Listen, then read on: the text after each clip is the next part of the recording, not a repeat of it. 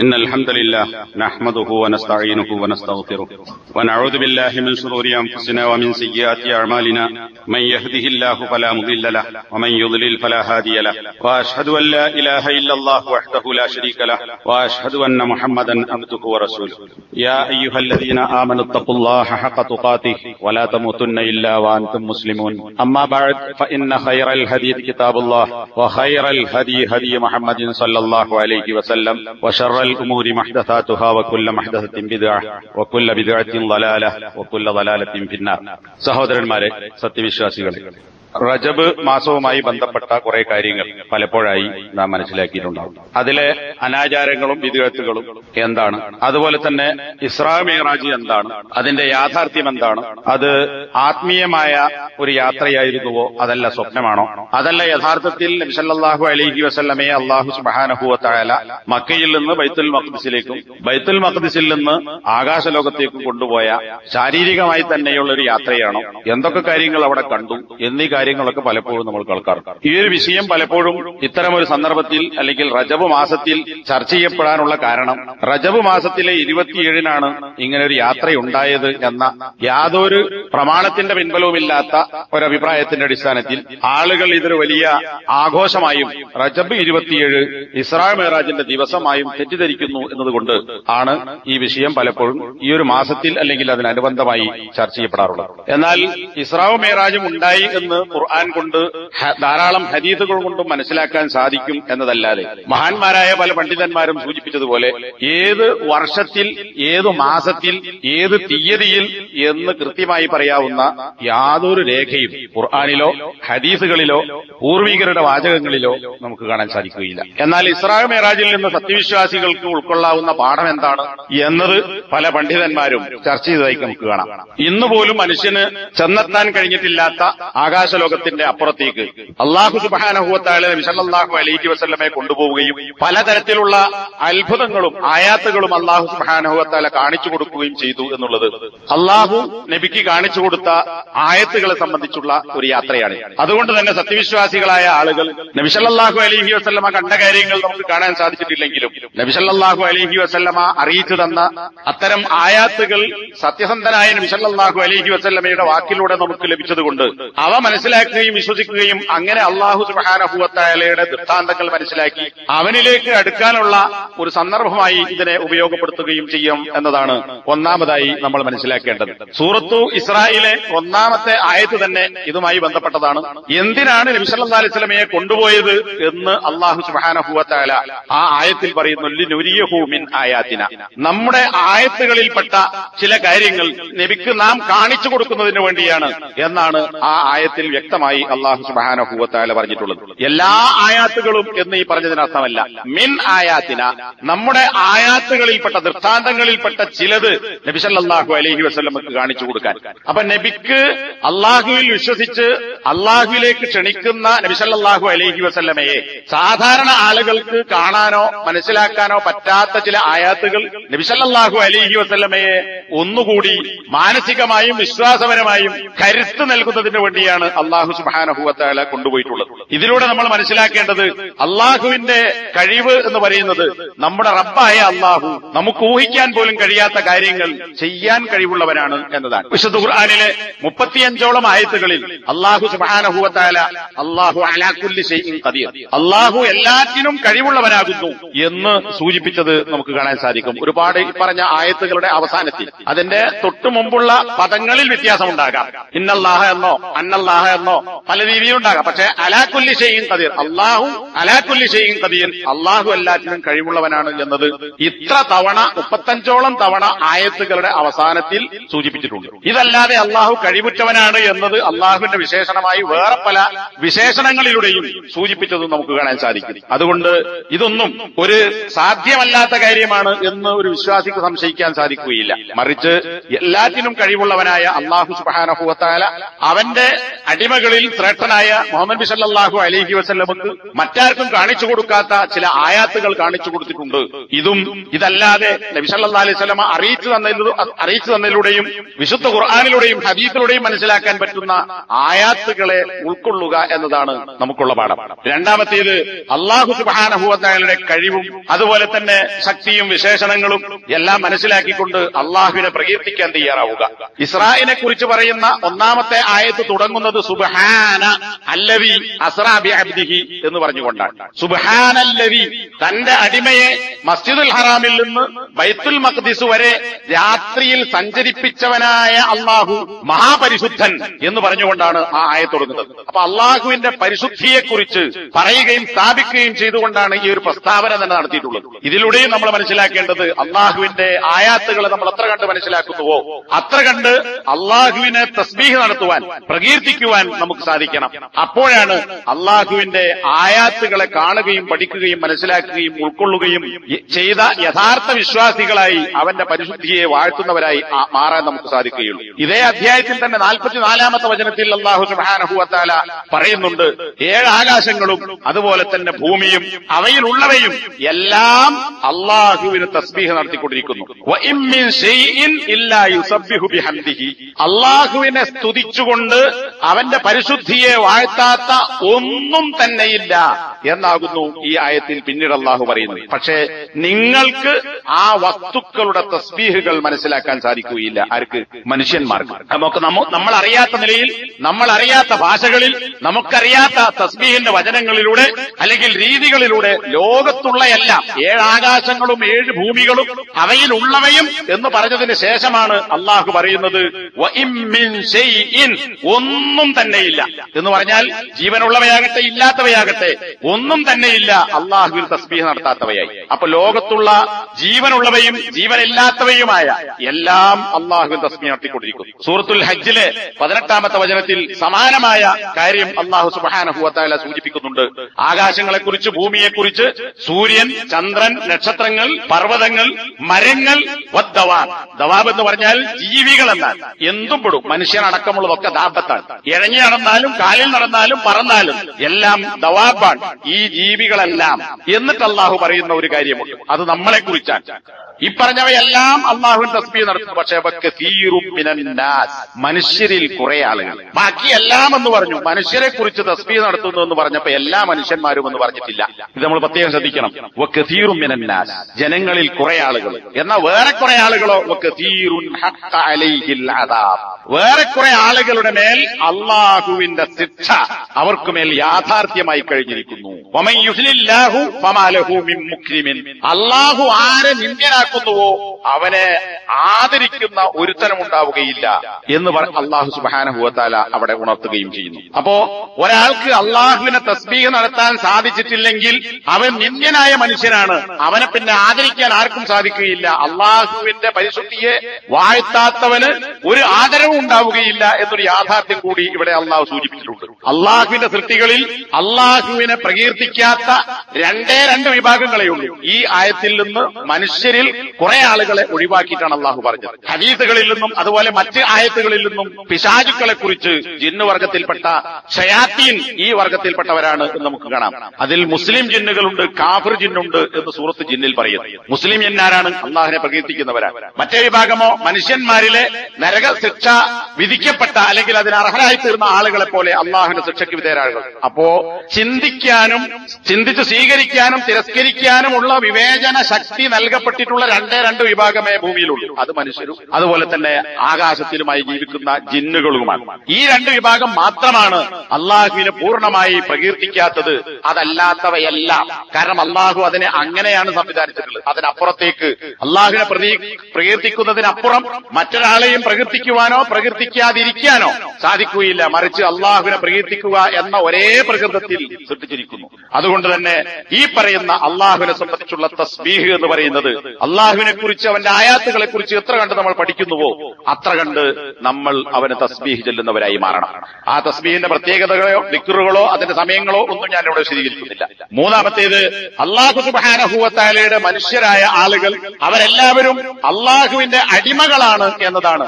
ആ അടിമയാവുക എന്നതാണ് ഒരു മനുഷ്യനെ സംബന്ധിച്ച് പറയാവുന്ന വിശേഷണങ്ങളിൽ ഏറ്റവും ശ്രേഷ്ഠമായത് എന്നും ഈ ഇസ്രാ മേറാജുമായി ബന്ധപ്പെട്ട ആയത്തുകളിൽ നിന്നും ഹദീസുകളിൽ നിന്നും പരാമർശങ്ങളിൽ നമുക്ക് കാണാൻ സാധിക്കും. നേരത്തെ സൂചിപ്പിച്ച ഒന്നാമത്തെ വചനത്തിൽ മുഹമ്മദിനെ കൊണ്ടുപോയി എന്നല്ല, നബിയെ കൊണ്ടുപോയി എന്നല്ല, റസൂലിനെ കൊണ്ടുപോയി എന്നല്ല, പിന്നതാ അസ്റാ ബി അബ്ദിഹി, തന്റെ അടിമയെ രാത്രിയിൽ സഞ്ചരിപ്പിച്ചവനായ അള്ളാഹു. അപ്പൊ അവിടെ എന്താ പറഞ്ഞത്? അബ്ദ്, നബിന്റെ പേര് പറഞ്ഞില്ല, നബിയെ റസൂൽ എന്ന് പറഞ്ഞില്ല, തന്റെ അടിമയെ, അള്ളാഹു തന്റെ അടിമയെ. ആ അടിമ എന്ന് പറഞ്ഞാരാ? മുഹമ്മദ് സല്ലല്ലാഹു അലൈഹി വസല്ലമയാണ്. മുഹമ്മദ് സല്ലല്ലാഹു അലൈഹി വസല്ലമക്ക് അള്ളാഹു സുബ്ഹാനഹു വ തആല നൽകിയിട്ടുള്ള ഏറ്റവും വലിയ രണ്ട് വിശേഷണങ്ങളിൽ ഒന്ന് അള്ളാഹുവിന്റെ അടിമയാവുക എന്നതാണ്. അതുകൊണ്ട് തന്നെ ഇന്ന് മനുഷ്യരിൽ പലരും അള്ളാഹുവിന്റെ സൃഷ്ടികളുടെ അടിമകളായി മാറുന്നു. അള്ളാഹുവിന്റെ അടിമയാകുന്നതിന് പകരം അള്ളാഹുവിന്റെ അടിമകളുടെ അടിമകളാകാനാണ്, അല്ലെങ്കിൽ അള്ളാഹു സൃഷ്ടികൾ എന്ന് വിശേഷിപ്പിച്ചവരെ, അള്ളാഹു അടിമകൾ എന്ന് വിശേഷിപ്പിച്ചവരെ അടിമകൾക്കപ്പുറത്തേക്ക് കൊണ്ടുപോകാനാണ് മുസ്ലിങ്ങളിൽ തന്നെ ഭൂരിപക്ഷം ആളുകൾ ശ്രമിച്ചുകൊണ്ടിരിക്കുന്നത്. അതിലൂടെ ഉണ്ടായിത്തീരുന്നത് അതിരുകവിയലാണ്, ഗുലുവാൻ. ആ ഗുലുവ് ശിർക്കിലേക്ക് എത്തിക്കുന്നു. നബി സല്ലല്ലാഹു അലൈഹി വസല്ലം അതിനെക്കുറിച്ച് താക്കീത് നൽകിയതായി ഇമാം ബുഖാരി റഹിമഹുല്ലാഹ് ഉദ്ധരിച്ചിട്ടുള്ള ഹദീസിൽ കാണാം. നമ്മൾ പലപ്പോഴും അത് കേട്ടിട്ടുള്ളതാണ്. നിങ്ങൾ എന്നെ അമിതമായി പ്രശംസിക്കരുത്. ക്രിസ്ത്യാനികൾ അവർ ഇബ്നു മറിയം, മറിയമിന്റെ പുത്രനായ ഈസയെ അതിരുവിട്ട് പ്രശംസിച്ചതുപോലെ നിങ്ങൾ എന്നെ പ്രശംസിക്കാൻ പാടില്ല എന്ന് നബി എന്താ പറയുന്നത്? വ ഇന്നമാ അന അബ്ദുഹു. ആ അറബി പ്രയോഗത്തെ മനസ്സിലാക്കാം, ഞാൻ അള്ളാഹുവിന്റെ അടിമയാണ് എന്നല്ല, ഞാൻ അള്ളാഹുവിന്റെ അടിമ മാത്രമാകുന്നു എന്നാണ് നബി പ്രഖ്യാപിക്കുന്നത്. അപ്പൊ നബി സല്ലല്ലാഹു അലൈഹി വസല്ലം നബിയെ കുറിച്ച് പറയാൻ ആഗ്രഹിച്ചത്, ഞാൻ അള്ളാഹുവിന്റെ അടിമയാണ്, എനിക്ക് ഉടമയില്ല, ഉടമസ്ഥാവകാശമില്ല, അതുപോലെ തന്നെ ഉലൂഹിയത്തില്ല, ഞാൻ റബ്ബല്ല, മറിച്ച് റബ്ബിന്റെ റുബൂബിയത്തിന് കീഴിൽ ജീവിക്കുന്ന അള്ളാഹുവിന്റെ അടിമ മാത്രമാകുന്നു. ആ പ്രയോഗം അതാണ്, ഞാൻ അവന്റെ അടിമ മാത്രമാകുന്നു. അതുകൊണ്ട് നിങ്ങൾ പറയുക അബ്ദുല്ലാഹി വ റസൂലുഹു, മുഹമ്മദ് എന്ന ഞാൻ അള്ളാഹുവിന്റെ അടിമയും റസൂലുമാണ് എന്നാണ് നിങ്ങൾ പറയേണ്ടത്. അതിന്റെ അപ്പുറത്തേക്ക് നിങ്ങൾ കൊണ്ടുപോകേണ്ടതില്ല. അപ്പൊ ഇത് പറയുമ്പോ അതിന്റെ മറ്റു വശങ്ങൾ, ഇതിനപ്പുറത്തേക്ക് പോയ ആളുകൾ നമ്മുടെ ചുറ്റുവട്ടത്ത് നോക്കിയാൽ നമുക്ക് കാണാം. നബിയെ തന്നെ അള്ളാഹുവിന്റെ സ്ഥാനത്തേക്ക്, റബ്ബിന്റെ സ്ഥാനത്തേക്ക്, ഇലാഹിന്റെ സ്ഥാനത്തേക്ക് കൊണ്ടുപോയി ഒരുപാട് ശിർക്കുകൾ നബിയുടെ പേരിൽ നടത്തുകയും നബിയോട് തന്നെ പ്രാർത്ഥിക്കുകയും ചെയ്യുന്ന അബ്ദായ നബിയെ റബ്ബാക്കി മാറ്റുക, ഇലാഹാക്കിയ ആളുകളാണ് മുസ്ലിങ്ങൾ എന്നറിയപ്പെടുന്നവരിൽ ലോകത്ത് തന്നെ പരിശോധിച്ചാൽ ഭൂരിപക്ഷം നമുക്ക് കാണാം. ഈ ഹദീസ് ഉൾക്കൊള്ളുന്ന അധ്യായത്തിൽ ഷെയ്ഖ് മുഹമ്മദ് സാലിഹ് അൽ ഉസൈമീൻ കിതാബ് തൗഹീദിന്റെ ശർഹിൽ അൽ ഖൗലുൽ മുഫീദിൽ രേഖപ്പെടുത്തി നമുക്ക് കാണാം, ഞാൻ അള്ളാഹുവിന്റെ അടിമയും റസൂലുമാണ് എന്ന് നിങ്ങൾ പറയണം എന്ന വാചകം വിശദീകരിച്ചുകൊണ്ട് നബി സല്ലല്ലാഹു അലൈഹി വസല്ലമയെ സംബന്ധിച്ചിടത്തോളം ഏറ്റവും സത്യസന്ധവും നബി സല്ലല്ലാഹു അലൈഹി വസല്ലമക്ക് ഏറ്റവും യോജിച്ചതുമായ രണ്ട് വിശേഷണങ്ങൾ അടിമയാവുക, പിന്നെ പ്രവാചകനാവുക എന്നതാണ്. ഒരു മനുഷ്യന് പറയാൻ പറ്റുന്ന ഏറ്റവും നല്ല വിശേഷണം അവൻ അള്ളാഹുവിന്റെ അടിമയാണ് എന്നതാണ്. മനുഷ്യനെ സംബന്ധിച്ചിടത്തോളം അടിമ എന്നതിനപ്പുറം പറയാവുന്ന ശ്രേഷ്ഠമായ ഒരു വിശേഷണവും ഒരു മനുഷ്യനില്ല. അള്ളാഹുവിന്റെ അടിമകളെ സംബന്ധിച്ച് സൂറത്തുൽ ഫുർഖാനിലെ 63-ാമത്തെ വചനത്തിൽ നമുക്കൊക്കെ അറിയാം, ഒരുപാട് കാര്യങ്ങൾ വിശേഷിപ്പിക്കുന്നുണ്ട്. അതിന്റെ തുടക്കം തന്നെ എന്താ? വഇബാദുർ റഹ്മാൻ, റഹ്മാന്റെ അടിമകൾ എന്നാണ്. ഔലിയാക്കളെന്നോ മുത്തഖികളെന്നോ സാലിഹീങ്ങളെന്നോ അല്ലെങ്കിൽ തങ്ങളുപ്പാപ്പമാരോ എന്ന് പറഞ്ഞുകൊണ്ടല്ല, അള്ളാഹുവിന്റെ റഹ്മാന്റെ അടിമകൾ അവരാരാണ്, അവരുടെ വിശേഷണങ്ങൾ എന്താണ്, പിന്നെ അതാണ് അള്ളാഹു സുബ്ഹാനഹു വ തആല തുടർന്നുള്ള ആയത്തുകളിൽ സൂറത്തിന്റെ അവസാനം വരെ വിശദീകരിക്കുന്നത്. ആ റഹ്മാന്റെ അടുത്ത ആളുകളെ കുറിച്ച് അള്ളാഹു വിശേഷിപ്പിച്ചത് റഹ്മാന്റെ അടിമകൾ എന്നാണ്. ഇന്നത്തെ ഭാഷയിൽ പറഞ്ഞാൽ ഔലിയാക്കൾ, തങ്ങപ്പാപ്പമാരായ ആളുകളെ കുറിച്ച് അള്ളാഹു പരിചയപ്പെടുത്തിയത് അതൊന്നുമല്ല, എന്റെ പേരുകളിലൊന്നായ റഹ്മാനിന്റെ അടിമകളാകുന്നു ഇനി പറയാൻ പോകുന്ന ഗുണമുള്ള മനുഷ്യന്മാർ എന്നാണ്. സൂറത്തു സാഫാത്തിലെ 171-ാമത്തെ വചനത്തിൽ വലഖദ് സബഖത് കലിമത്തുനാ ലിഇബാദിനൽ മുർസലീൻ, നമ്മുടെ അടിമകളായ മുർസലുകളെ സംബന്ധിച്ചുള്ള നമ്മുടെ വാക്ക് നേരത്തെ മുൻകടന്നു പോയിട്ടുണ്ട് എന്ന് അള്ളാഹു അവിടെ പരാമർശിക്കുന്നു. ഒരുപാട് പ്രവാചകന്മാരുടെ ചരിത്രം ഖുർആൻ പറയുന്നു. എന്നിട്ടാണ് അള്ളാഹു പറയുന്നത് എന്താണ് മുർസലുകളെ കുറിച്ച്, മുമ്പ് കഴിഞ്ഞുപോയ പ്രവാചകന്മാരെ കുറിച്ച് അള്ളാഹു പറയുന്നത് നമ്മുടെ ദൂതന്മാരായ അടിമകൾ. ഇവിടെയും ഷെയ്ഖ് ഉസൈമീൻ വിശദീകരിക്കുന്നത് കാണാം, അള്ളാഹു മുർസലുകളെ വിശേഷിപ്പിച്ചത് ആദ്യം അവർ മുർസലുകളാണ് എന്നല്ല പറഞ്ഞത്, ആദ്യം പറഞ്ഞത് അവർ അടിമകളാണ്. അപ്പൊ ഒന്നാമത്തെ വിശേഷണം അടിമ എന്നതാണ്, രണ്ടാമതാണ് റസൂൽ എന്ന് പറയുന്നത്. അതുകൊണ്ടാണ് അദ്ദേഹം വീണ്ടും പറയുന്നു, മനുഷ്യൻ അള്ളാഹുവിന്റെ അടിമകളാവുക റസൂലാവുക എന്നതാണ് ഏറ്റവും ശ്രേഷ്ഠവും ഏറ്റവും മഹത്തായതുമായ വിശേഷണം. എന്നാൽ പ്രവാചകനാവുക എന്നത് അതൊരു വിശേഷണമാണ്. അതിനേക്കാൾ ശ്രേഷ്ഠമായത് അള്ളാഹു ഇഷ്ടപ്പെടുന്നത് പ്രവാചകന്മാർ പരിചയപ്പെടുത്തിയത് നബി സല്ലല്ലാഹു അലൈഹി വസല്ലമ തന്നെ നബിയെ വിശേഷിപ്പിച്ചത് ഞാൻ അള്ളാഹുവിന്റെ അടിമ മാത്രമാകുന്നു. അടിമയാവുക എന്നതിന്റെ ഭാഗമായി അള്ളാഹു നൽകുന്ന മറ്റൊരു വിശേഷണമാണ് റസൂലാവുക എന്നത് പ്രവാചകന്മാർ ആയ ആളുകൾക്ക്, നബിമാരായ ആളുകൾക്ക് അള്ളാഹു സുബ്ഹാനഹു വ തആല നൽകുന്നത്. ആയിഷ റളിയല്ലാഹു അൻഹയോട് നബി സല്ലല്ലാഹു അലൈഹി വസല്ലം രാത്രി നമസ്കാരവുമായി നീണ്ടു നമസ്കരിക്കുന്നതിനെ കുറിച്ച് ചോദ്യത്തിന് മറുപടിയായി നബി പറഞ്ഞെടുത്ത് കാണാം, യാ ആയിഷ അഫലാ അകൂന അബ്ദൻ ശക്കൂറ, അല്ലയോ ആയിഷ, ഞാനിങ്ങനെ കാലിൽ നേറുകെട്ടുമാറ് നമസ്കരിക്കുന്നത് എന്തിനാണ്? നന്ദിയുള്ള ഒരടിമ ഞാൻ ആകേണ്ടതില്ലയോ, അതിനുവേണ്ടിയാകുന്നു. അവിടെ നബി എന്താ പരിചയപ്പെടുത്തിയത്? ഞാൻ അള്ളാഹുവിന്റെ അടിമയാണ് എന്നാൽ. ഞാൻ ഏറ്റവും വലിയ ഔലിയാണ്, വലിയാണ്, അല്ലെങ്കിൽ മറ്റേതെങ്കിലും വിശേഷണമല്ല. അത് നബി വേറെ പറഞ്ഞിട്ടുണ്ട്. പക്ഷെ ഇവിടെ പറഞ്ഞത് എന്തിനാ? ഞാൻ ഇത്രക്ക് ഇബാദത്ത് ചെയ്യുന്നത് അള്ളാഹുവിന് നന്ദിയുള്ള അടിമയാകാനെന്നാണ്. അപ്പൊ നമ്മളും അള്ളാഹുവിന്റെ നന്ദിയുള്ള അടിമകളായി മനുഷ്യരെ കുറിച്ച് അള്ളാഹു പരിചയപ്പെടുത്തിയിട്ടുള്ള അള്ളാഹുവിന്റെ അടിമയാവുക എന്ന ആ വിശേഷണം നമ്മൾ ഉൾക്കൊള്ളുകയും ആ നിലക്ക് അള്ളാഹുവിന് കീഴ്പ്പെട്ടുകൊണ്ട് അവന്റെ യഥാർത്ഥ അടിമകളാകാനും നമുക്ക് സാധിക്കേണ്ടതുണ്ട്. മൂസാ നബി അലൈഹി സ്വലാത്തു വസ്സലാമും മൂസാ നബിയുടെ കൂടെയുള്ള യുവാവും ഫത്ത സൂറത്തുൽ കഹ്ഫിൽ നമുക്ക് കാണാം, നമ്മൾ പാരായണം ചെയ്യുന്നതാണ്. അതിൽ മൂസാ നബിയും ഈ മൂസാ നബിയുടെ കൂടെയുള്ള യുവാവും ഒരാളെ കണ്ടുമുട്ടി. അതാരാണ്? ഖളിറാണ്. ആ ഖളിറിനെ കുറിച്ച് ഖുർആൻ പറഞ്ഞത് എന്താ? ഫവജദാ അബ്ദൻ മിൻ ഇബാദിനാ, നമ്മുടെ അടിമകളിൽപ്പെട്ട ഒരു അടിമയെ. ആ അടിമക്ക് നാം റഹ്മത്ത് നമ്മുടെ പക്കൽ നിന്ന് നൽകിയിട്ടുണ്ട്, നമ്മുടെ പക്കൽ നിന്നുള്ള ഇൽമ് അവന് നാം പഠിപ്പിച്ചു കൊടുത്തിട്ടുണ്ട്. അങ്ങനെയുള്ള ആ അബ്ദിനെ ഇവർ രണ്ടുപേർ കണ്ടുമുട്ടിയെന്നാണ്. ആര്? മൂസാ നബിയും മൂസാ നബിയുടെ കൂടെയുള്ള ഫത്തയും ചെറുപ്പക്കാരനും. അവിടെ ഖളിറിനെ വിശേഷിപ്പിച്ചത് നമ്മുടെ അടിമ എന്നാണ്. അടിമകളിൽപ്പെട്ട അടിമ എന്നാകുന്നു അള്ളാഹു വിശേഷണമായി പറഞ്ഞത്. ഇതും ഖളിർ ആരാണ്? ഖളിർ ആരാണ് എന്നതിനെ സംബന്ധിച്ച് ഏറ്റവും ശരിയായ അഭിപ്രായം അദ്ദേഹം അള്ളാഹുവിന് കീഴ്പ്പെട്ട് ജീവിച്ച ഒരു സാലിഹായ മനുഷ്യനായിരുന്നു എന്നാണ്. പ്രവാചകന്മാരാണ് എന്ന് പറഞ്ഞ ആളുകളുണ്ട്. അതിനേക്കാൾ ഏറ്റവും പ്രബലം അള്ളാഹുവിന്റെ യഥാർത്ഥ അടിമയായിരുന്നു എന്നതാണ്. അതുകൊണ്ട് തന്നെ അള്ളാഹുവിന്റെ അടിമയാവുക എന്നത് ശ്രേഷ്ഠതയും, അടിമകളുടെ അടിമയാവുക എന്ന് പറയുന്നത് എന്ന് പറഞ്ഞാൽ ഏതെങ്കിലും തങ്ങളുടെയോ അള്ളാഹു അല്ലാതെ ആരാധിക്കപ്പെടുന്നവരുടെയോ അവരുടെ അടിമയായി ജീവിക്കുക എന്ന് പറയുന്നത് മനുഷ്യനെ സംബന്ധിച്ചിടത്തോളം നിന്ദ്യതയുമാണ്. കാരണം മനുഷ്യൻ മറ്റൊരു മനുഷ്യന്റെ അടിമയാകുമ്പോൾ, ഇനി സാധാരണ അടിമയും ഉടമയും, അവിടെ ഉടമയുടെ ലക്ഷ്യം എന്താ? യജമാനന്റെ ലക്ഷ്യം എന്താണ്? അടിമയുടെ എന്തെല്ലാം കാര്യങ്ങളുണ്ടോ അതെല്ലാം ഊറ്റിയെടുത്ത് കയ്യിലാക്കുക എന്നതാണ് സാധാരണ യജമാനന്മാർ അടിമകളോട് സ്വീകരിക്കുന്ന നിലപാട്. എന്നാൽ അള്ളാഹു മനുഷ്യരുടെ യജമാനനാണ്, റബ്ബാണ്. ആ റബ്ബിന്റെ അടിമകളായ മനുഷ്യന്മാരോട് എന്ന് മാത്രമല്ല എല്ലാറ്റിനോടും അള്ളാഹു സുബ്ഹാനഹു വ തആലയുടെ നിലപാടെന്താ? എന്റെ അടിമകളായ മനുഷ്യന്മാർക്ക് അവർക്ക് വേണ്ടത്ര എല്ലാ സൗകര്യങ്ങളും ചെയ്തു കൊടുക്കുക എന്നതാണ് നമ്മുടെ അടിമകളായ മനുഷ്യരുടെ റബ്ബായ അള്ളാഹുവും അടിമകളുടെ യജമാനന്മാരായ മനുഷ്യരും തമ്മിലുള്ള വ്യത്യാസം എന്ന് പറയുന്നത്. അതുകൊണ്ട് തന്നെ എനിക്ക് അങ്ങനെ ഒരു അടിമയാകാൻ സാധിച്ചു, അള്ളാഹുവിന്റെ അടിമയാകാൻ സാധിച്ചു. എന്റെ റബ്ബായ ഞാൻ ആരുടെ അടിമയാണോ ആ റബ്ബ് എല്ലാറ്റിനും കഴിവിട്ടവനും ശക്തനുമാണ്. അങ്ങനെ റബ്ബിനെ എനിക്ക് കിട്ടിയെന്നതിൽ അടിമകളാകുന്ന മനുഷ്യന്മാരാകുന്ന നമ്മൾ അഭിമാനിക്കുകയും ചെയ്യണം എന്നതാണ് അതിലൂടെ നമ്മൾ മനസ്സിലാക്കേണ്ടത്. നാലാമതായി നമുക്ക് കാണാം, നബി സല്ലല്ലാഹു അലൈഹി വസല്ലമക്ക് അള്ളാഹു വഹിയിലൂടെ ഒരുപാട് കാര്യങ്ങൾ പഠിപ്പിച്ചു കൊടുത്തിട്ടുണ്ട്. അത് ഇൽമാണ്. എന്നാൽ ഇൽമിനേക്കാൾ ബലപ്പെട്ട ഒരു കാര്യമുണ്ട്. അതെന്താണ്? നേർക്ക് നേരെ ഒരു കാര്യം കാണുക എന്നതാണ്. ഇബ്രാഹിം നബി സ്വല്ലല്ലാഹു അലൈഹി വസല്ലമിനെ കുറിച്ച് ഖുർആൻ പലയിടങ്ങളിൽ പറഞ്ഞ് നമുക്ക് കാണാൻ സാധിക്കും. ചത്തതിനെ ജീവിപ്പിച്ചു കൊടുക്കാൻ ഇബ്രാഹിം നബി ആവശ്യപ്പെട്ടത്. എന്തിനാ നീ വിശ്വാസിയല്ലേ എന്ന് ചോദിച്ചപ്പോൾ ഇബ്രാഹിം നബി പറഞ്ഞു, അതെ ഞാൻ വിശ്വാസിയാണ്. പിന്നെ എന്തിനാണ്? ലിയത്മഇന്ന ഖൽബി, എന്റെ ഹൃദയം അത് കണ്ട് വിശ്വാസപരമായി ഒന്നുകൂടി ശാന്തിയടയാൻ വേണ്ടിയാകുന്നു. ഒരു യഖീൻ എനിക്ക് കിട്ടാൻ വേണ്ടിയാണ്. യഖീനു ഐൻ, ഇൽമു കൊണ്ടുള്ള അറിവല്ല, അതിനപ്പുറത്ത് കണ്ട ഒരു ദൃഢബോധ്യം എനിക്കുണ്ടാകാൻ വേണ്ടിയാണ് എന്ന് ഇബ്രാഹിം നബിയെ കുറിച്ച് പലപ്പോഴും നമ്മൾ കേട്ടിട്ടുണ്ട്. ഇവിടെ നബി സല്ലല്ലാഹു അലൈഹി വസല്ലമക്ക് വഹിയിലൂടെ ഇൽമുൽ യഖീനിലൂടെ അള്ളാഹു കാര്യങ്ങൾ ബോധ്യപ്പെടുത്തി കൊടുക്കും. ആ കാര്യങ്ങൾ നമ്മൾ കേൾക്കുന്നു, നബി നമുക്ക് പഠിപ്പിച്ചു തരുന്നു, ഖുർആൻ നബി ഓതി തന്നു. ഇത് വായിച്ച് കേട്ട് പഠിച്ച് നമുക്ക് ഇൽമുൽ യഖീനുണ്ട്, അറിവ് കൊണ്ട് കിട്ടുന്ന ദൃഢമായ ഒരു ബോധ്യമുണ്ട്. എന്നാൽ അതിനപ്പുറത്താണ് ഐനുൽ യഖീൻ എന്ന് പറയുന്നത്, കണ്ടുകൊണ്ടുള്ള ഒരു ദൃഢമായ ബോധ്യം. അതെന്താ? നബി സല്ലല്ലാഹു അലൈഹി വസല്ലമ നമുക്ക് അറിയിച്ചു തന്ന കാര്യങ്ങൾ നമ്മൾ നേർക്കുനേരെ കണ്ണുകൊണ്ട് കാണുക എന്നതാണ്. ഇസ്രാ മിഅ്റാജിലൂടെ നബി സല്ലല്ലാഹു അലൈഹി വസല്ലമക്ക് ഉണ്ടായ കാര്യം അതാണ്. അള്ളാഹു അറിയിച്ചു കൊടുത്ത കാര്യങ്ങൾ ആ ഇൽമുൽ യഖീൻ അള്ളാഹു സുബ്ഹാനഹു വ തആല ഐനുൽ യഖീനാക്കി മാറ്റിക്കൊടുത്തു. ആകാശലോകത്തേക്ക് കൊണ്ടുപോയി. ഭൂമി ഒരു ചുരുങ്ങിയ പരിധിയിൽ നബി സല്ലല്ലാഹു അലൈഹി വസല്ലം കണ്ടിട്ടുണ്ട്, നബിയുടെ നാട്ടിൽ നബി സഞ്ചരിച്ച സ്ഥലത്ത്.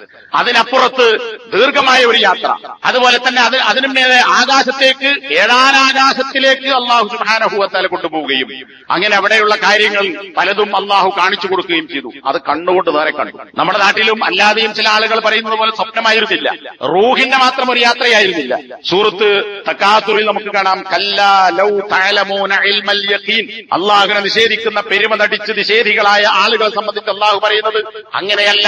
ലൗ തഅലമൂന ഇൽമൽ യഖീൻ, യഥാർത്ഥ ദൃഢമായ ഒരു അറിവ്, അവർക്ക് ബോധ്യം അവർ മനസ്സിലാക്കിയിരുന്നുവെങ്കിൽ എന്ന് പറഞ്ഞാൽ ഇൽമിയായ ഒരു ബോധ്യം അവർക്ക് ലഭിച്ചിരുന്നുവെങ്കിൽ, നബി പറഞ്ഞതും ഖുർആൻ പറഞ്ഞതും അവർ വിശ്വസിച്ചിരുന്നുവെങ്കിൽ ലതറവുന്നൽ ജഹീം, അങ്ങനെ ആയിരുന്നെങ്കിൽ അത്ര നന്നായിരുന്നു. അപ്പോൾ അവർക്ക് നരകം കാണാൻ സാധിക്കുമായിരുന്നു. എന്ന് പറഞ്ഞാൽ എന്താ, നരകമുണ്ട് എന്ന് അവർക്ക് ബോധ്യപ്പെടുമായിരുന്നു. എന്നാൽ ഇവിടെ കാണാത്തവർ, കേട്ട് മനസ്സിലാക്കാത്തവർ, ഇൽമിന്റെ യഖീൻ കിട്ടാത്തവർ, തുമ്മ ലതറവുന്നഹ ഐനൽ യഖീൻ. എന്നാൽ ഇതിനപ്പുറം തുമ്മ, പിന്നെ ദുനിയാവ് കഴിഞ്ഞാൽ ലതറവുന്നഹ, ഇവിടെ നിഷേധിച്ച ആളുകൾ നരകത്തെ കാണുക തന്നെ ചെയ്യും. എന്താണ് ഐനൽ യഖീൻ? യഖീനിന്റെ കണ്ണ്, അതായത് കണ്ണുകൊണ്ടുള്ള ഉറച്ച കാഴ്ച. ഇപ്പൊ രണ്ടും ഖുർആൻ പറഞ്ഞിട്ടുണ്ട്. ഇതുപോലെയാണ് ഇസ്രാ മിഅ്റാജിലൂടെ നബി സല്ലല്ലാഹു അലൈഹി വസല്ലമക്ക് അള്ളാഹുവിന്റെ വഹിയിലൂടെ കിട്ടിയ ഇൽമിയായ ബോധ്യത്തിനപ്പുറം ആ ആയാത്തുകളെ നേർക്കുനേരെ കാണാൻ സാധിച്ചു എന്ന ഒരു അവസ്ഥ, അല്ലെങ്കിൽ മഹത്തായ ഒരു അനുഗ്രഹം നബി സല്ലല്ലാഹു അലൈഹി വസല്ലമക്ക് അള്ളാഹു സുബ്ഹാനഹു വ തആല നൽകുകയുണ്ടായി. ഇവിടെ നമ്മളും മനസ്സിലാക്കേണ്ടത്, പ്രകൃതിയിലൂടെ നടന്ന് ചിന്തിച്ച് അള്ളാഹു നമ്മളെ തന്നെ നോക്കിക്കണ്ട് കാഴ്ച മൂലമുള്ള ഒരു അറിവ് നേടിയെടുക്കാൻ അള്ളാഹു നമ്മോട് പറഞ്ഞിട്ടുണ്ട്. നിങ്ങൾക്ക് നിങ്ങളിൽ ദൃഷ്ടാന്തമുണ്ട്, അതുപോലെ തന്നെ ഈ പ്രപഞ്ചത്തിൽ നിങ്ങൾക്ക് ദൃഷ്ടാന്തമുണ്ട്. അവക്കെ കണ്ടുപഠിക്കാൻ അള്ളാഹു പറഞ്ഞിട്ടുണ്ട്. വായിച്ചു പഠിക്കുന്നതിനപ്പുറം കണ്ടുപഠിക്കുമ്പോൾ അതൊരു ഐനുൽ യഖീനായി മാറും. ഈ രണ്ട് തലത്തിലുള്ള അറിവും നമുക്ക് സാധ്യമായത് നബിക്ക് കിട്ടിയതുപോലെ നമുക്ക് സാധിക്കില്ല. പക്ഷേ നമുക്ക് ബോധ്യമാകുന്ന ചില കാര്യങ്ങൾ കണ്ണുകൊണ്ട് കണ്ട് ബോധ്യപ്പെടാൻ സാധിക്കും. ഇതിലൂടെ അള്ളാഹുവിനെ കുറിച്ചുള്ള അറിവ് നമുക്ക് ഒന്നുകൂടി ബലപ്പെടുകയും നമ്മുടെ വിശ്വാസം കരുത്താർജിക്കുകയുമാണ് ചെയ്യുക. അഞ്ചാമത്തെ കാര്യം, നബി സല്ലല്ലാഹു അലൈഹി വസല്ലമ കൊണ്ടുവന്നത് ഒരു പുതിയ മതമല്ല, പ്രവാചകന്മാരിൽ ഒരു പുതിയ ആശയമായി വന്നവനല്ല മുഹമ്മദ് നബി. നമുക്കറിയാം, വിശുദ്ധ ഖുർആൻ സൂറത്തുൽ അംബിയായിലെ 25-ാമത്തെ വചനത്തിൽ അള്ളാഹു പറയുന്നുണ്ട്, വമാ അർസൽനാ മിൻ ഖബ്ലിക മിർ റസൂലിൻ ഇല്ലാ നൂഹി ഇലൈഹി അന്നഹു ലാ ഇലാഹ ഇല്ലാ അന ഫഅബ്ദുൻ. അർത്ഥം പറയാതെ തന്നെ നമുക്കറിയാവുന്നതാണ്. എല്ലാ നബിമാർക്കും അള്ളാഹു നൽകിയിട്ടുള്ള സന്ദേശം, ഞാൻ അള്ളാഹു അല്ലാതെ ആരാധ്യനില്ല, അതുകൊണ്ട് അള്ളാഹുവിനെ മാത്രം ആരാധിക്കണം എന്ന കാര്യം പഠിപ്പിച്ചുകൊണ്ടാണ് പ്രവാചകന്മാരെ എല്ലാവരെയും അള്ളാഹു സുബ്ഹാനഹു വ തആല അയച്ചത്. അപ്പൊ എല്ലാ പ്രവാചകന്മാരും ഒരേ ആശയത്തിന്റെ ആളുകളാണ്. എല്ലാവരും മുസ്ലിങ്ങളാണ്. എല്ലാവരും ക്ഷണിച്ചത് ഇസ്ലാമിലേക്കാണ്. ക്രിസ്തുമതമെന്നും ജൂതമതമെന്നോ മറ്റെന്ത് മതമെന്നോ പറഞ്ഞാലും അവരൊക്കെ പഠിപ്പിച്ചത് ഇസ്ലാമാണ്. ഇത് വിശുദ്ധ ഖുർആനിലെ തന്നെ സൂറത്തുൽ ബഖറയിലും സൂറത്ത് ആലി ഇംറാനിലും ഒക്കെയുള്ള അവരുമായി ബന്ധപ്പെട്ട ആയത്തുകളുടെ അവസാനത്തിൽ, നിങ്ങൾ സ്വീകരിക്കുന്നില്ലെങ്കിൽ ഞങ്ങൾ മുസ്ലിങ്ങളാണെന്നതിന് നിങ്ങൾ സാക്ഷികളാകൂ എന്ന് പറയുന്ന വചനങ്ങൾ നമുക്ക് കാണാം.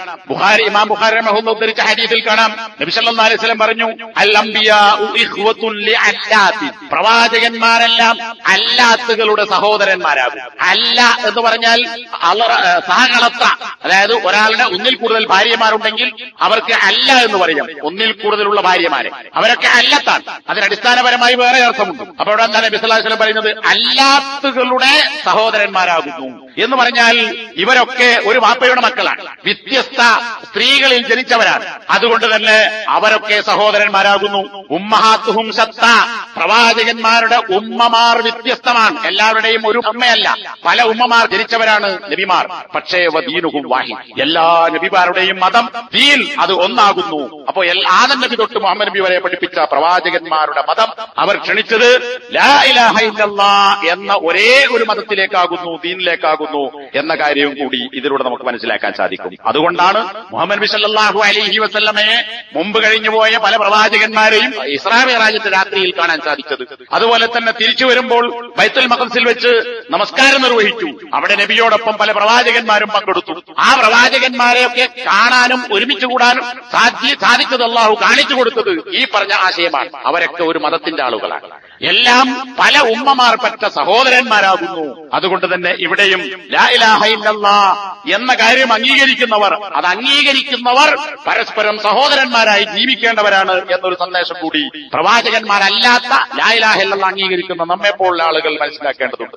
ആറാമത്തെ കാര്യം, നബി സല്ലല്ലാഹു അലൈഹി വസല്ലമ ഈ കൊണ്ടുവന്ന കാര്യങ്ങൾ അപ്പടി അംഗീകരിക്കുക എന്നതിലൂടെ പ്രമാണങ്ങൾക്ക് കീഴ്പ്പെടുക എന്നതും പ്രമാണങ്ങളിൽ സ്ഥിരപ്പെട്ട കാര്യങ്ങളെ സത്യസന്ധമായി നമ്മൾ സത്യപ്പെടുത്തുകയും അംഗീകരിക്കുകയും ചെയ്യുക എന്നതാകുന്നു. നബി സല്ലല്ലാഹു അലൈഹി വസല്ലമ ഇസ്രാ മിഅ്റാജ് കഴിഞ്ഞ് തിരിച്ചു വന്ന് മക്കത്തെത്തി.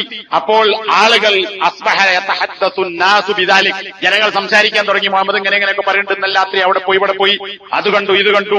ഫർതദ്ദ നാസു മിമ്മൻ കാന ആമനു ബിഹി വസദ്ദഖൂഹു, നബി സല്ലല്ലാഹു അലൈഹി വസല്ലമയിൽ വിശ്വസിക്കുകയും നബിയെ സത്യപ്പെടുത്തുകയും ചെയ്ത ആളുകൾ ഇത് കേട്ടപ്പോൾ ചില ആളുകൾ സിദ്ദീഖീങ്ങളായി, വേറെ ചില ആളുകളോ ഇസ്ലാം എന്ന് പുറത്തുപോയി. അങ്ങനെ മുഹമ്മദ് പറയുന്നുണ്ടോ എങ്കിൽ നമ്മളത് അംഗീകരിക്കാൻ തയ്യാറല്ല എന്ന നിലപാടാണ് ചില ആളുകൾ സ്വീകരിച്ചത്. അങ്ങനെ ഈ ചർച്ചയ്ക്ക് ശേഷം അവർ അബൂ സിദ്ദീഖിനെ സമീപിച്ചു. ആളുകൾ ചർച്ച ചെയ്ത് എന്താണെന്നറിയാൻ ചോദിക്കാൻ നല്ലത് അബൂ സിദ്ദീഖാണ്.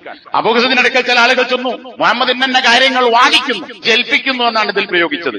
ആ ജൽപ്പനമൊക്കെ നീ അംഗീകരിക്കുന്നുണ്ടോ? അദ്ദേഹം ചോദിച്ചു, മുഹമ്മദ് നബി അങ്ങനെ പറയുന്നുണ്ടോ? ഇവര് പറഞ്ഞു അതെ പറയുന്നുണ്ട്.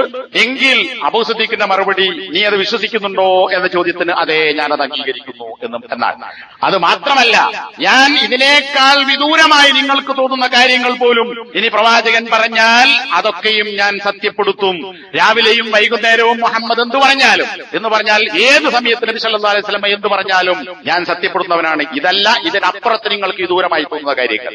അങ്ങനെയാണ് അബൂബക്കർ എന്ന മനുഷ്യൻ അബൂബക്കർ സിദ്ദീഖായത് എന്ന് ഇമാം ഹാക്കിം ഉദ്ധരിച്ച ഹദീസിലും ഷെയ്ഖ് അൽബാനി റഹിമഹുല്ലാഹ് അദ്ദേഹത്തിന്റെ അസ്സഹീഹയിൽ ഉദ്ധരിച്ച ഹദീസിൽ നമുക്ക് കാണാൻ സാധിക്കും. എന്തുകൊണ്ട് ഒരുപാട് ആളുകൾ സംശയിച്ചു, ചില ആളുകൾ ഇസ്ലാമിൽ നിന്ന് പുറത്തുപോയി, മുശ്രിക്കുകൾ ശക്തമായ നിഷേധവും എതിർപ്പും പ്രകടിപ്പിച്ചു, അത്ഭുതം കൂറി.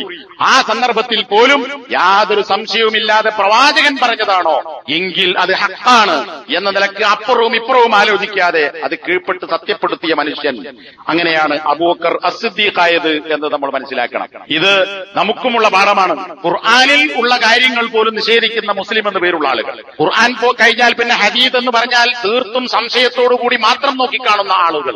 എന്നാൽ ഒരു മുസ്ലിം അങ്ങനെയാകാൻ പാടില്ല എന്നത് നമ്മൾ മനസ്സിലാക്കേണ്ടതുണ്ട്. ഇമാം ബുഖാരി റഹിമഹുല്ലാഹ് ഉദ്ധരിച്ച 3471 നമ്പർ ഹദീസിൽ ഒരു ദീർഘ ഹദീസാണ്. ഞാനത് മുഴുവനായി ഇവിടെ വായിക്കുന്നില്ല.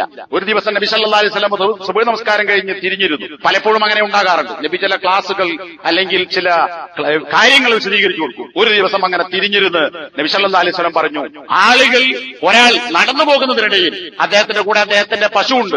പശു എന്നാൽ പശുവാകാം, മൂരിയുമാകാം, പശുവർഗത്തിൽപ്പെട്ട മൃഗം. അങ്ങനെ അദ്ദേഹം ആ പശുവിന്റെ പുറത്ത് കയറി, എന്നിട്ട് അതിനെ നടക്കാൻ വേണ്ടി ആ മൃഗത്തെ അടിച്ചു.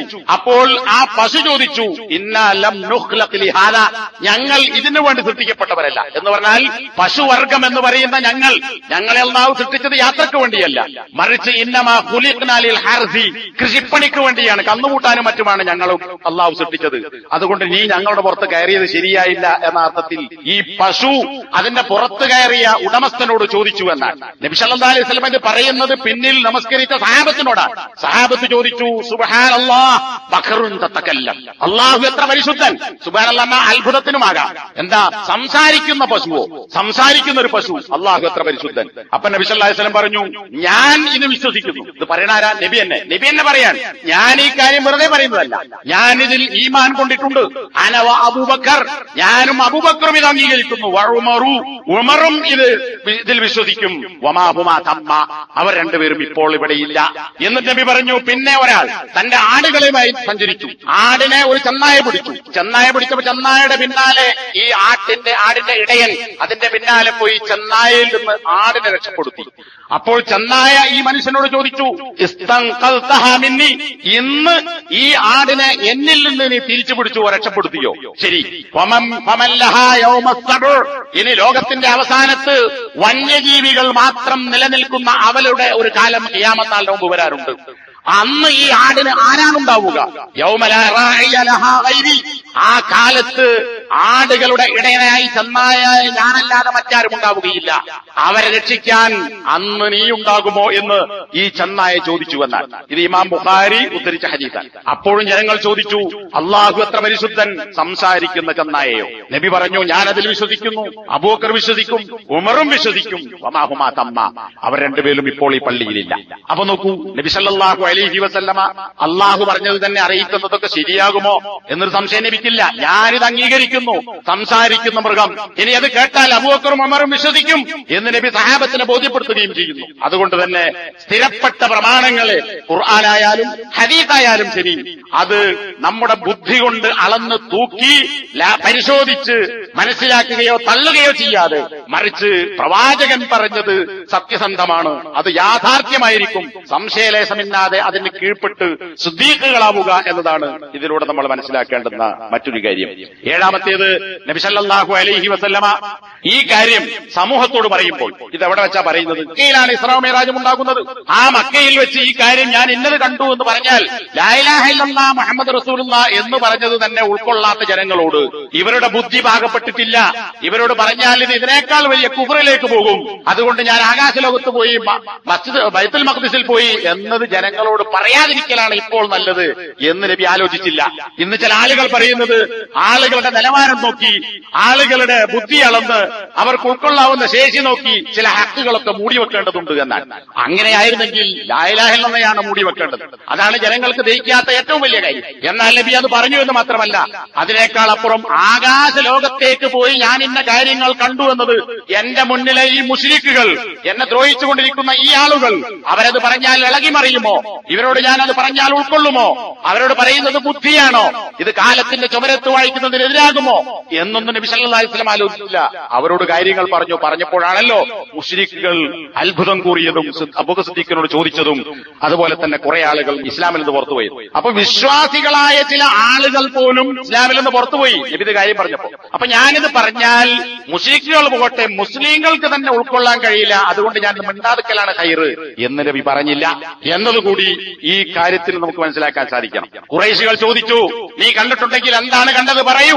ഇമാം ബുഖാരി മുസ്ലിം ഒക്കെ ഹദീസാണ്. അപ്പൊ നബി സല്ലല്ലാഹു അലൈഹി വസല്ലം പറയാൻ, ഞാൻ ഹിജ്ർ, അതായത് കഅബയുടെ വളച്ചു കെട്ടിയ ഭാഗം, ഹിജ്റുൽ കഅബ എന്നറിയപ്പെടുന്ന അവിടെ ഖുറൈശികൾ എന്നോട് ഞാൻ ചോദിച്ചുകൊണ്ടിരിക്കുന്നു, എന്താ കണ്ടത്, ഓരോന്ന് പറയൂ. നബി സല്ലല്ലാഹു അലൈഹി വസല്ലം പറയാൻ, ഞാൻ അന്ന് അനുഭവിച്ചതുപോലെ ഒരു പ്രയാസത്തിൽ ഞാൻ പെട്ടിട്ടില്ല. അന്ന് വരെ എനിക്കുണ്ടാകാത്ത വലിയ ഒരു പ്രയാസത്തിൽ ഞാൻ അകപ്പെട്ടു. കാരണം എന്താ? അപ്പുറപ്പുറം നിന്നിട്ട് മുശ്രിക്കുകൾ ചോദിക്കാൻ, നീ കണ്ടത് ശരിയാണെങ്കിൽ, പറയുന്നത് ശരിയാണെങ്കിൽ പറയൂ, നീ കണ്ട കാര്യങ്ങൾ എന്തൊക്കെ വിശദീകരിച്ചു തരൂ. പക്ഷേ പ്രവാചകനെ പറയാൻ കിട്ടുന്നില്ല. അങ്ങനെ ഒരു പ്രയാസം ഞാൻ എനിക്ക് മുമ്പുണ്ടായിട്ടില്ല. ഇതൊക്കെ നബിക്ക് നേരത്തെ അറിയാലോ. എന്നാ മിണ്ടാതക്കാം എന്ന് നബി വിചാരിച്ചോ? ഇല്ല, ഹക്ക് പറയണം. അപ്പോ അള്ളാഹു നബിയെ സഹായിച്ചു. അതെന്താ? അള്ളാഹു സുബ്ഹാനഹു വ തആല ബൈത്തുൽ മഖ്ദിസ് നബി സല്ലല്ലാഹു അലൈഹി വസല്ലം അങ്ങനെ ഉയർത്തി കാണിച്ചു കൊടുത്തു. അപ്പൊ ബുദ്ധി കൊണ്ട് ചോദിക്കും, അങ്ങനെ എവിടെയെങ്കിലും ചരിത്രത്തിൽ രേഖപ്പെടുത്തിയിട്ടുണ്ടോ ബൈത്തുൽ മഖ്ദിസ് ഒരു സമയത്ത് നിലത്തുന്നത് പൊന്തി? അവിടെ വേറെ കുറെ ആൾക്കാരല്ലേ, ചരിത്രകാരന്മാർ ആരെങ്കിലും രേഖപ്പെടുത്തിയിട്ടുണ്ടോ അങ്ങനെ സംഭവം ഉണ്ടായിട്ടുണ്ടെങ്കിൽ? അള്ളാഹുവിന്റെ പ്രവാചകൻ പറയുന്നു, എനിക്ക് കാണിക്കപ്പെട്ടു. അങ്ങനെ അവർ എന്നോട് ഒരു ചോദ്യവും ചോദിച്ചില്ല. അവരോട് ഓരോന്നും ഞാൻ കൃത്യമായ വിവരം അവർക്ക് പറഞ്ഞു കൊടുത്തിട്ടല്ലാതെ. ഇത് ഹദീസാണ്. ഇമാം മുസ്ലിം റിവായത്ത് ചെയ്ത 172 നമ്പർ ഹദീസ്. അപ്പോ ഇതും നമ്മൾ മനസ്സിലാക്കേണ്ടതുണ്ട്. ഇസ്ലാമിലെ ജനങ്ങൾക്ക് പഠിപ്പിച്ചു കൊടുക്കേണ്ടുന്ന ദീനീയായ സത്യങ്ങൾ അതവിടെ ആളുകളുടെ സാഹചര്യം നോക്കിയല്ല, ഹക്കായ കാര്യങ്ങൾ പറയുകയും പഠിപ്പിക്കുകയും ചെയ്യണം എന്നതുകൂടി ഇതിൽ നിന്ന് നമുക്ക് മനസ്സിലാക്കാൻ സാധിക്കും. അങ്ങനെ അള്ളാഹുവിനെ കുറിച്ച് അറിയുവാനും മനസ്സിലാക്കുവാനും അതുപോലെ ഹക്കായ കാര്യങ്ങൾ ഉൾക്കൊള്ളുവാനും സത്യപ്പെടുത്തുവാനും അത് ജനങ്ങളോട് സംശയലേശമന്യേ കൃത്യമായി പറയാനുമുള്ള ദൃഢമായ ബോധ്യമാണ് ഇത്തരം കാര്യങ്ങളിലൂടെ നമുക്കുണ്ടാവേണ്ടത്. അല്ലാഹു സുബ്ഹാനഹു വ തആല അത്തരം അടിമകളിൽ നമ്മയെല്ലാം ഉൾപ്പെടുത്തി അനുഗ്രഹിക്കുമാറാകട്ടെ. അൽഹംദുലില്ലാഹ് വസല്ലല്ലാഹു അലാ മുഹമ്മദ് അല്ലദീ ബല്ലഗ റിസാലത വഅദ്ദൽ അമാന. എട്ടാമത്തെ കാര്യം സലാം പറയുന്നതിന്റെ പ്രാധാന്യമാണ്. ഇതൊക്കെ നമുക്കറിയാവുന്ന വിഷയങ്ങളാണ്. സലാം പറയുന്നതിന്റെ പ്രത്യേകതകളും സവിശേഷതകളും ഞാൻ അതിലേക്ക് പോകല്ല. അല്ലാഹു സുബ്ഹാനഹു വ തആലയുടെ അള്ളാഹ് ദൃഷ്ടാന്തങ്ങൾ കാണിച്ചു കൊടുക്കാൻ വേണ്ടി നബി സല്ലല്ലാഹു അലൈഹി വസല്ലം ആകാശ ലോകത്തേക്ക് കയറിപ്പോയി.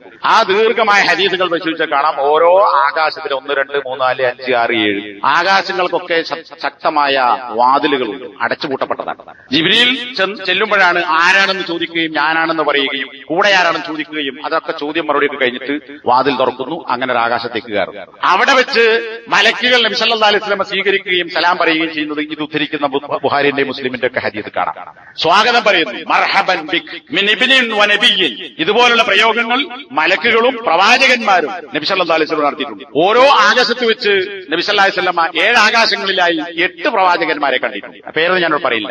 ഓരോ ആകാശങ്ങളിലും കയറിപ്പോകുമ്പോൾ അവിടെയൊക്കെ നമുക്ക് കാണാം നബി സല്ലല്ലാഹു അലൈഹി വസല്ലം സല്ലംതു അലൈഹി ഈ പ്രവാചകന്മാരോടൊക്കെ നബി സല്ലല്ലാഹു അലൈഹി വസല്ലം സലാം പറയുന്നു. ആരാണ് നബിക്കറിയാം? നബി ചോദിക്കാൻ. അപ്പൊ ഇന്ന ആളാണ് ജിബ്രീൽ പറയും. നബി സല്ലല്ലാഹു അലൈഹി വസല്ലം സലാം പറയുന്നു. അവർ ഇങ്ങോട്ട് തിരിച്ച് നബിയെ അഭിവാദ്യം ചെയ്ത് സ്വീകരിക്കുന്നു. ഇത് ഈ പറഞ്ഞ ഹദീസിലൊക്കെ നമുക്ക് കാണാൻ സാധിക്കും. അവസാനമായി ഇമാം മുസ്ലിം ഉദ്ധരിച്ച നേരത്തെ വായിച്ച ആ ഹദീസിൽ നബി സല്ലല്ലാഹു അലൈഹി വസല്ലം മിഅ്റാജ് കഴിഞ്ഞ് തിരിച്ച് ബൈത്തുൽ മഖ്ദിസിൽ വന്നു. എന്നിട്ട് അവിടെ വെച്ചാണ് സുബ്ഹ് നമസ്കാരം ഉണ്ടായതെന്നും നബിമാർ നബിന്റെ കൂടെ ജമാഅത്തായി നമസ്കരിച്ചതും പോകുമ്പോഴല്ല തിരിച്ചു വന്ന് സുബ്ഹിന്റെ സമയത്താണ് എന്നാണ് 2 അഭിപ്രായങ്ങളിൽ ഏറ്റവും ശരിയായ അഭിപ്രായമായി മനസ്സിലാക്കാൻ സാധിക്കുന്നത്. ഇമാം മുസ്ലിം ഉദ്ധരിച്ച ഈ ഹദീസിൽ നമുക്ക് കാണാം അങ്ങനെ നമസ്കാരത്തിന് സമയമായി. ഫലമ്മ ഫറഗ്തു മിനസ് സ്വലാത്ത്, ഞാൻ നമസ്കാരത്തിന് വിരമിച്ചപ്പോൾ, ഏതായാലും ആകാശം നല്ലല്ലോ, ബൈത്തുൽ മഖ്ദിസിലാണ്. അപ്പൊ തിരിച്ചു വന്ന സമയത്താണ് ഈ ഹദീസൊക്കെ വെച്ചുകൊണ്ടാണ് പണ്ഡിതന്മാർ പറയുന്നത് തിരിച്ചു വരുമ്പോഴാണ് ബൈത്തുൽ മഖ്ദിസ് നമസ്കരിച്ചത്. നബിയോടൊപ്പം കുറെ പ്രവാചകന്മാർ നമസ്കരിക്കുന്നു. നമസ്കാരത്തിൽ നിന്ന് വിരമിച്ചപ്പോൾ എന്നോട് പറയപ്പെട്ടു, യാ മുഹമ്മദ് ഹാദാ മാലിക്കുൻ സാഹിബുന്നാർ,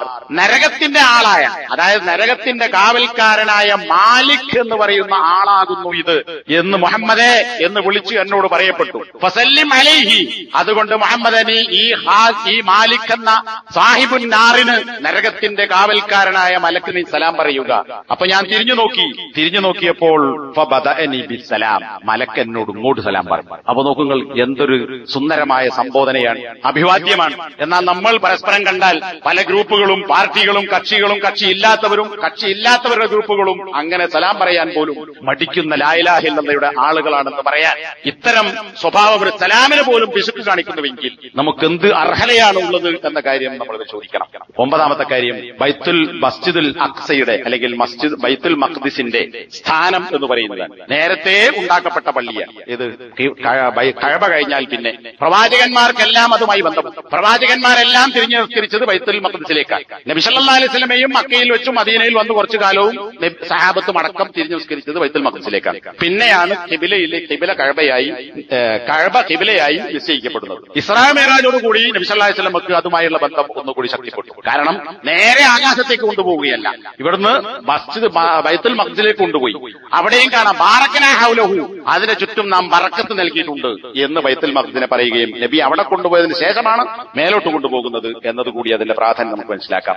ആ പള്ളിയിൽ വെച്ചാണ് മുമ്പേ മരിച്ചുപോയ നബിമാർ മൗമൂമുകളായി നബി സല്ലല്ലാഹു അലൈഹി വസല്ലം ഇമാമായിക്കൊണ്ട് നമസ്കാരം നിർവഹിച്ചത് എന്നും അതിലൂടെ അതിന്റെ പ്രത്യേകതയായി നമുക്ക് കാണാൻ സാധിക്കും. അതുകൊണ്ട് തന്നെ ലോകത്ത് പുണ്യമുദ്ദേശിച്ച് യാത്ര ചെയ്യാവുന്ന 3 സ്ഥലങ്ങളിൽ 3 ഹറമുകളാണ്. അതിലൊന്ന് മസ്ജിദുൽ അഖ്സയാണ് എന്നതും ഇമാം ബുഖാരി ഉദ്ധരിച്ച ഹദീസ് നമുക്ക് കാണാം. അതുകൊണ്ട് തന്നെ 2 ഹറമുകളെ പോലെ അള്ളാഹു പവിത്രമാക്കിയ ഒരു ഹറമാണ് ഇന്ന് ഇസ്ലാമിന്റെ കൊടും ശത്രുക്കളുടെ കയ്യിൽപ്പെട്ട് കിടക്കുന്ന ചില സ്വാതന്ത്ര്യങ്ങൾ അവിടെ ഉണ്ടെങ്കിലും അതെല്ലാം വരിഞ്ഞു മുറുകി ഇടക്കിടക്ക് വെടിവെച്ച് നിരപരാധികളായ ആളുകൾ നമസ്കരിക്കുന്നവരെ ജുമാക്കുന്നവരൊക്കെ വെടിവെച്ച് കൊല്ലുന്ന കിരാതന്മാരായ ജൂതന്മാരുടെ കയ്യിൽ അകപ്പെട്ട് കിടക്കുന്നു. അള്ളാഹു സുബ്ഹാനഹു വ തആല അതിനെ മോചിപ്പിക്കുവാനും ആ പവിത്രമായ പ്രദേശം മുസ്ലിങ്ങൾക്ക് തിരിച്ചുവിട്ടുവാനുമുള്ള തൗഫീഖിന് വേണ്ടി നമ്മൾ പ്രവർത്തിക്കുകയും പ്രാർത്ഥിക്കുകയും ചെയ്യണം. അള്ളാഹു സുബ്ഹാനഹു വ തആല ഈ പറഞ്ഞ കാര്യങ്ങളൊക്കെ ഉൾക്കൊള്ളുവാനും മനസ്സിലാക്കുവാനും അത് സത്യപ്പെടുത്തി യഥാർത്ഥ വിശ്വാസികളാകുവാനും നമുക്കെല്ലാവർക്കും അള്ളാഹു തൗഫീഖ് നൽകി അനുഗ്രഹിക്കുമാറാകട്ടെ. അല്ലാഹുമ്മ അജിർനാ മിനന്നാർ, അല്ലാഹുമ്മ അജിർനാ മിനന്നാർ.